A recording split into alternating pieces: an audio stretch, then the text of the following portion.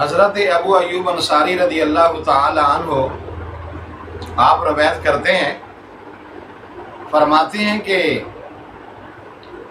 اللہ کے محبوب نے ارشاد فرمایا کہ میں جب معراج پر گیا تو آسمانوں پر شیخ الانبیاء جد الانبیاء سیدنا حضرت ابراہیم خلیل اللہ علیہ السلام سے ملاقات ہوئی۔ جبریل علیہ السلام سے انہوں نے پوچھا تعارف کروانے کے لیے کہ جبریل مم آقا آپ کے ساتھ کون ہے؟ اللہ کے محبوب نے فرمایا کہ جبریل نے تعارف کروایا کہ یہ حضرت محمد صلی اللہ علیہ وسلم ہیں، آپ کی اولاد میں سے آخری نبی ہیں۔ حضرت ابو ایوب انصاری رضی اللہ تعالیٰ عنہ فرماتے ہیں کہ اللہ کے محبوب نے فرمایا کہ میری ملاقات ہوئی، تعارف ہوا۔ جب میں آگے جانے لگا تو حضرت ابراہیم علیہ السلام نے فرمایا ٹھہر جاؤ، اپنی امت کے لیے ایک تحفہ لے کے جاؤ۔ آقا علیہ الصلوۃ والسلام نے فرمایا، حضرت ابو ایوب انصاری فرماتے رضی اللہ تعالیٰ عنہ کہ آپ فرماتے میں رک گیا، عرض کی کہ شیخ الانبیاء کیا میری امت کے لیے وظیفہ ہے، ہدیہ ہے، تحفہ کیا چیز ہے؟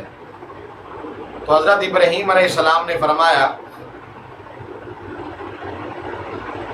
کہ اپنی امت سے کہنا جنت کے اندر درخت خوب لگاؤ، جنت کی مٹی بڑی پاک ہے، صاف ہے، زمین بڑی اچھی ہے، زرخیز ہے، تو لہٰذا جنت کے اندر اپنے محلات کے اندر درخت خوب لگاؤ۔ آقا علیہ الصلوۃ والسلام نے عرض کی کہ شیخ الانبیاء جد الانبیاء کیسے درخت لگائیں جنت کے اندر؟ تو آقا علیہ الصلوۃ والسلام نے فرمایا، حضرت سیدنا ابراہیم علیہ السلام نے فرمایا کہ اللہ کے محبوب اپنی امت کو جا کر یہ بتانا کہ جو امتی مسلمان مومن کلمہ کو یہ لفظ پڑھے گا نا، سبحان اللہ والحمد للہ ولا الہ الا اللہ واللہ اکبر ولا حول ولا قوت الا باللہ العلی العظیم، فرمایا جتنی تعداد میں پڑھتا جائے گا جنت میں اتنے اس کے درخت لگتے جائیں گے۔ تو یہ حضرت ابراہیم علیہ السلام نے تحفہ دیا امت مصطفیٰ صلی اللہ علیہ وسلم کے لیے کہ جنت میں درخت خوب لگاؤ۔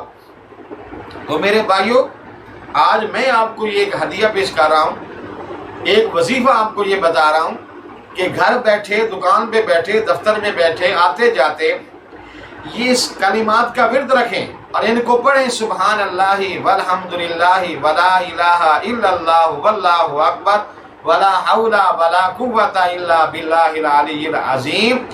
اللہ تعالیٰ اس کی برکت سے جنت کے اندر آپ کے لیے بے شمار درخت لگائے گا۔ جتنی تعداد میں آپ پڑھتے جاؤ گے اتنے ہی درخت اللہ تعالیٰ جو ہے وہ لگاتا جائے گا۔ آج دیکھیں، انسان ایک چھوٹا سا گھر بناتا ہے، چھوٹا سا بنگلہ بناتا ہے، اس کے اندر اس کی کوشش ہوتی ہے اس کے سین کے اندر اچھے سے درخت لگاؤں، سایہ گھنا ہو، پتے زیادہ ہوں، جس سے اس گھر کی، اس کوٹھی کی، اس بنگلے کی رونق بڑھ جاتی ہے، اس کی شان بڑھ جاتی ہے، لوکیشن بڑی اچھی بن جاتی ہے۔ اسی طرح حضرت ابراہیم علیہ السلام نے فرمایا جنتی جب جنت کے اندر جائے گا، اللہ اسے محل دے گا، تو وہاں جانے سے پہلے وہاں درخت لگاؤ۔ اور وہ درخت کیسے لگیں گے؟ جب ہم یہ پکیزہ کلمہ پڑھیں گے نا، سبحان اللہ والحمد للہ ولا الہ الا اللہ واللہ اکبر ولا حول ولا قوت الا باللہ العلی العظیم۔ اس کلمے کے پڑھنے سے جنت کے اندر جو ہے نا وہ اللہ تعالیٰ درخت لگاتا ہے۔